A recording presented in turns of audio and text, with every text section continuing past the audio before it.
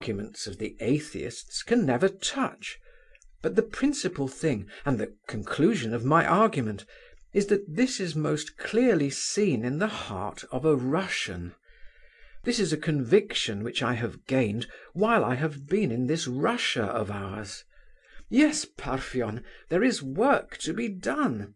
There is work to be done in this Russian world. Remember what talks we used to have in Moscow. And I never wished to come here at all, and I never thought to meet you like this, Parfen. Well, well. Goodbye, goodbye. God be with you." He turned and went downstairs. "Lef Nicolaievitch!" cried Parfen before he had reached the next landing. "Have you got that cross you bought from the soldier with you?"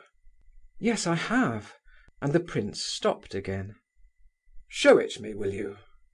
A new fancy, the prince reflected, and then mounted the stairs once more. He pulled out the cross without taking it off his neck. "Give it to me," said Parfen. "Why?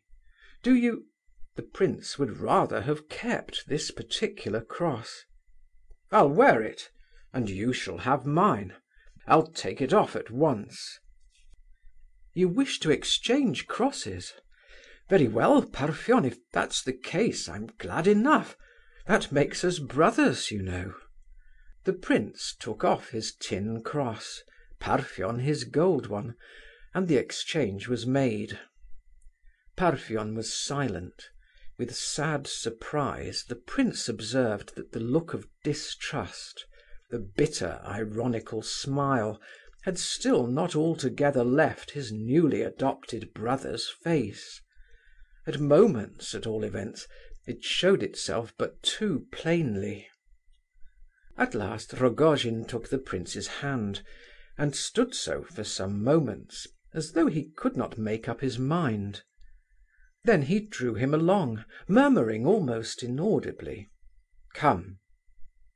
They stopped on the landing, and rang the bell at a door opposite to Parfen's own lodging. A woman opened to them and bowed low to Parfen, who asked her some questions hurriedly, but did not wait to hear her answer. He led the prince on through several dark, cold-looking rooms, spotlessly clean, with white covers over all the furniture.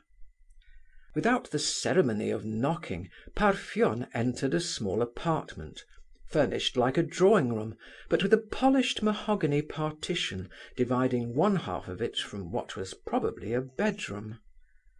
In one corner of this room sat an old woman in an arm-chair, close to the stove. She did not look very old, and her face was a pleasant, round one, but she was white-haired, and, as one could detect at the first glance, quite in her second childhood. She wore a black woolen dress, with a black handkerchief round her neck and shoulders, and a white cap with black ribbons. Her feet were raised on a footstool. Beside her sat another old woman, also dressed in mourning, and silently knitting a stocking. This was evidently a companion. They both looked as though they never broke the silence. The first old woman, so soon as she saw Rogojin and the prince, smiled and bowed courteously several times, in token of her gratification at their visit. "Mother," said Rogojin, kissing her hand, "here is my great friend, Prince Muishkin. We have exchanged crosses. He was like a real brother to me at Moscow at one time, and did a great deal for me. Bless him, mother, as you would bless your own son. Wait a moment, let me arrange your hands for you." But the old lady, before Parfen had time to touch her, raised her right hand, and with 3 fingers held up, devoutly made the sign of the cross 3 times over the prince. She then nodded her head kindly at him once more.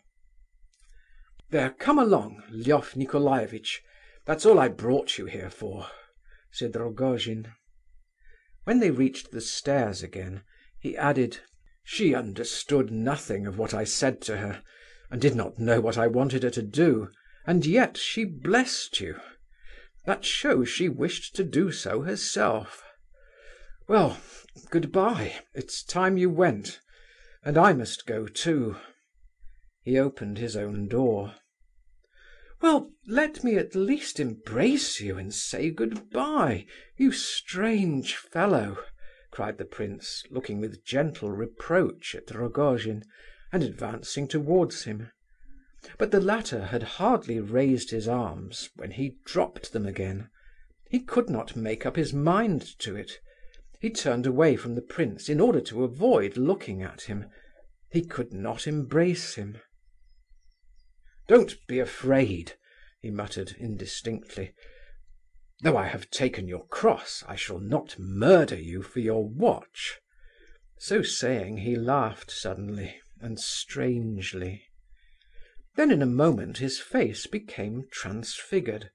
He grew deadly white. His lips trembled, his eyes burned like fire. He stretched out his arms and held the prince tightly to him, and said in a strangled voice: "Well, take her. It's fate. She's yours. I surrender her. Remember, Rogojin."